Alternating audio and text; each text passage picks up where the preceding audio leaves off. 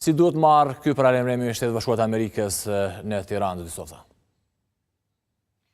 Duhet vlerësuar, sepse është shtet i madh dhe sigurisht është paralajmërimet e ambasadës amerikane nuk janë paralajmërime diplomatike, po janë paralajmërime të cilët kanë një linjë të konsoliduar me strukturën e shtetit.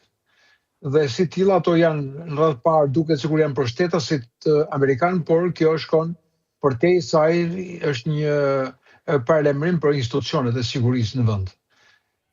Ne kemi diskutuar shpeshherë në kohën e hapjes dhe të krijë konflikti në lindjen e mesme që mundësia e sulmeve ndaj Shqipërisë nga Irani ishte pothuajse e pamundur nëse do të kishim një konfrontim të drejtë për drejtë duke përdorur sistemet e tyre raketore, për shkak të distancës dhe kapaciteteve të kufizuara që ka edhe për raketat hipersonike. Pra distanca midis Iranit, pavarësisht nga vendi i nisjes së raketave dhe arritjes në territorin shqiptar. Aq më tepër që do të përshkonte 2 antar të NATO-s dhe do të aktivizojë sistemi i mbrojtjes antiraketore si rasti i Turqisë. Dhe ajo çfarë u ngrit nga ne ekspertët dhe u ngrit si shqetësim është që mundësia e sulmeve kibernetike apo e sulmeve terroriste ndaj territorit shqiptar.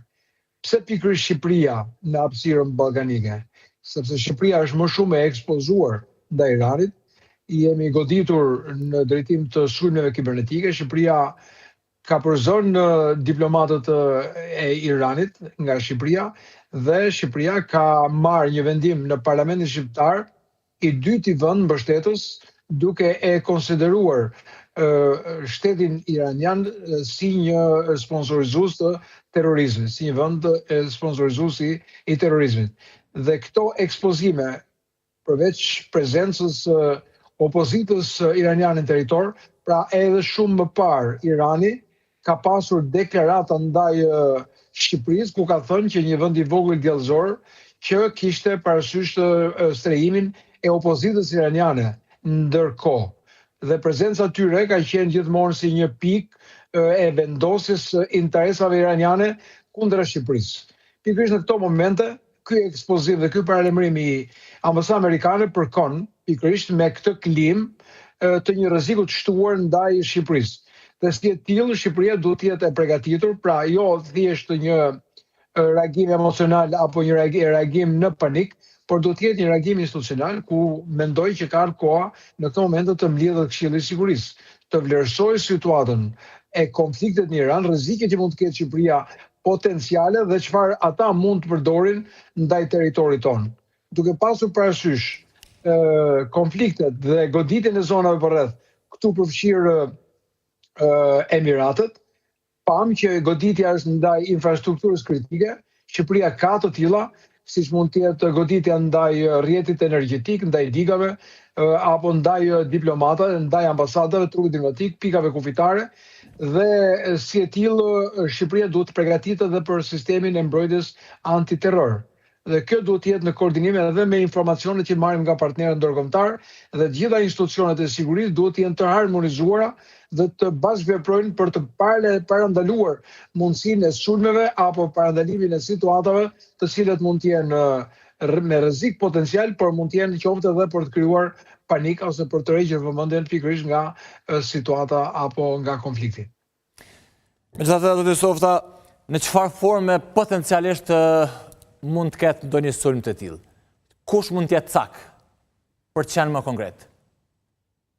Shiko, rreziku nuk mund të përjashtohet për ato faktorë që Shqipëria është ekspozuar ndaj rrezikut nga shteti iranian.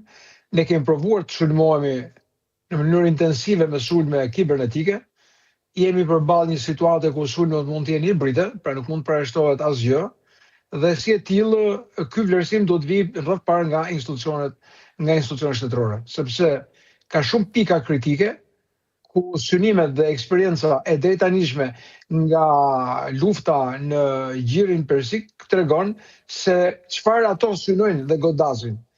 Shqipëria ka pasur her pas here rreziqe nga sulmet iraniane, kujtojmë ndeshjen Shqipëri-Izrael, në moment që pati një informacion që në gjatë ndeshjes mund të përdoreshin sulme kamikaz, dhe kjo bëri ndryshimin e destinacionit nga stadiumi në Tiranë u bë drejt Elbasanit, duke ndryshuar edhe manovrat ku ishin shërbimet e Izraelit, ato të cilët bën bashkëpunimin dhe devijimin e ndeshjes për ta spostuar të një qytet tjetër. Ka pasur grupe radikale, grupe terroriste, të cilët janë të arrestuara, por dhe informacione të ardhura kryesisht nga shërbimi informatik për ekzistencën që edhe në kushtet e izolimit, përsëri ata janë të rrezikshëm që mund të veprojnë dhe mund të aktivizojnë celula apo grupe të tilla pro-iraniane. Shqipëria ka pasur që mbas viteve 90 prezencën e Iranit, ka pasur investime kryesisht nëpërmjet shoqatave ndryshme në Shqipëri, ku një pjesë